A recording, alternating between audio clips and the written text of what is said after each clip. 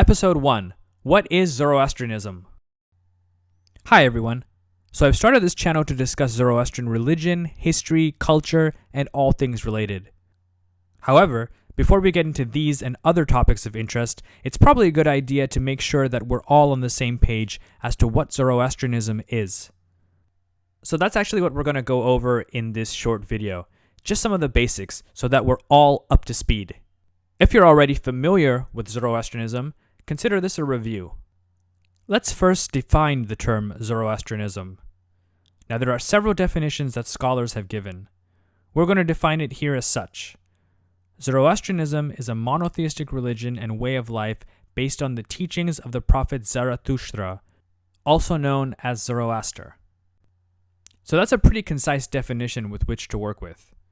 But just like one can't explain the tenets of Judaism, Christianity, Islam, Hinduism, Buddhism, or the countless other religions that are out there, at least in a line or two, the same is also true for Zoroastrianism. So, let's take a closer look. Zarathustra was an Iranian prophet who most likely lived somewhere between 1800 to 1500 BCE. The exact dates aren't known, and there's discussion among scholars as to whether or not these dates are even accurate. Some put Zarathustra's date as far back as 6000 BCE, while others as early as 600 BCE. Now in the future, we'll discuss why there are variances for these dates. However, for now, we'll use the dates 1800 to 1500 BCE. The reason for this is because the language of the Gathas, the actual words of Zarathustra, are from this time. Zarathustra was an extremely unique individual in an age when conformity to the old order was the norm. One could even say that he was a revolutionary. It's believed that he was born into a priestly family of the old Indo-Iranian religion. The religion of the Indo-Iranians at that time was polytheistic and contained many rituals. Unlike the vast majority of those within his society, Zarathustra rejected these beliefs. Instead, he preached that there was only one supreme god and creator named Ahura Mazda. Unlike the gods and goddesses of the old polytheistic religion, Ahura Mazda did not demand elaborate rituals or sacrifices like many of the despotic deities of the time. He was a loving god who cared for his creations, especially human beings.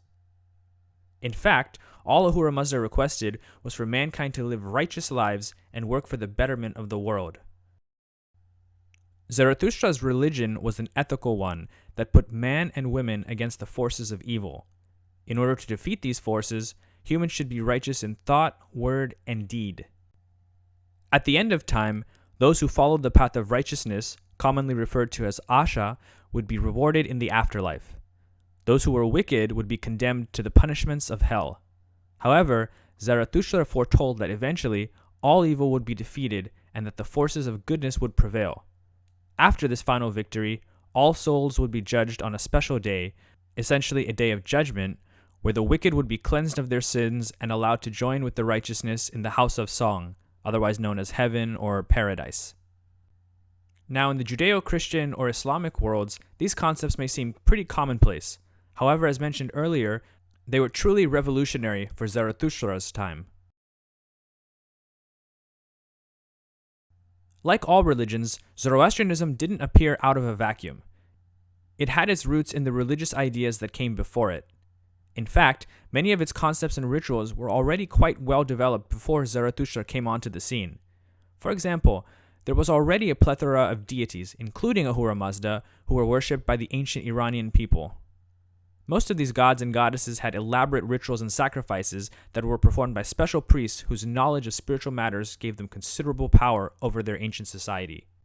What Zarathustra did was to take the elements of the old religion and reconstruct them into a monotheistic faith that could be practiced by any man, woman, or child.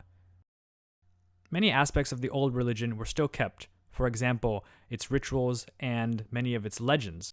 However, these were reinterpreted within the doctrine of Zarathustra's monotheistic religion.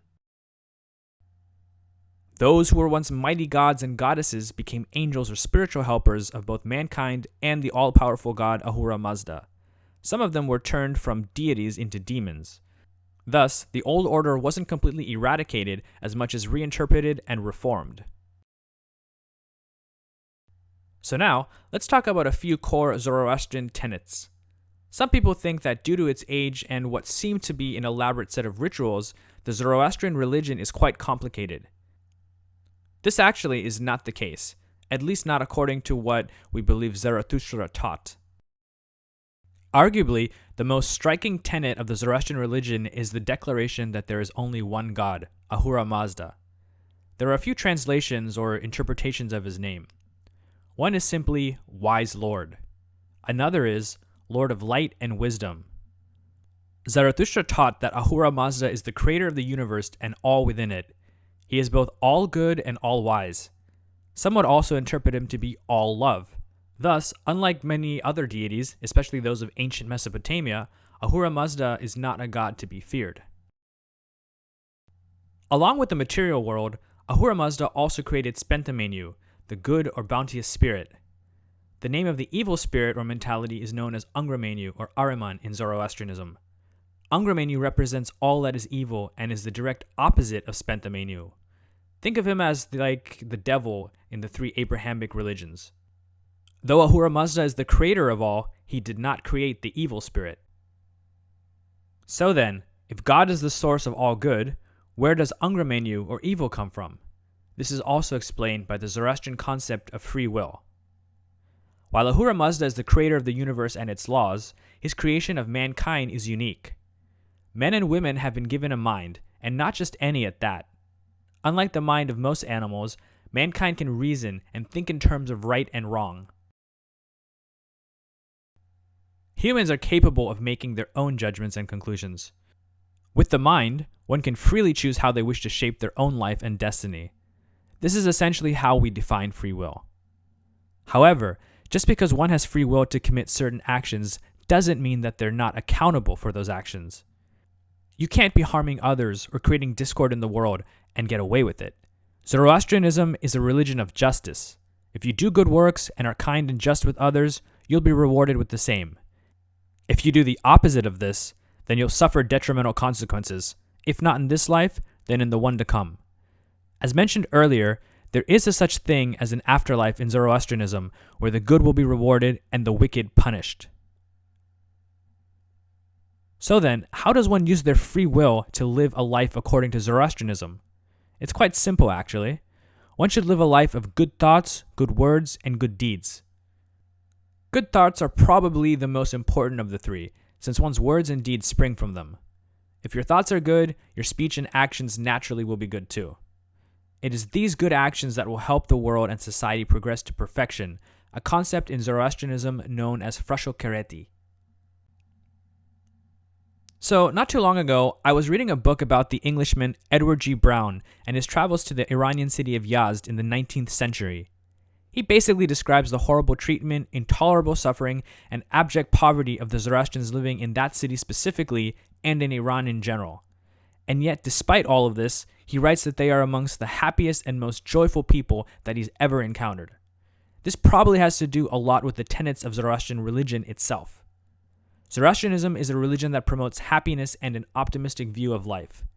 To be pessimistic is considered to be under the influence of Ungramenu. Joy can come through many means, but the quickest way to bring happiness is to bring it to others.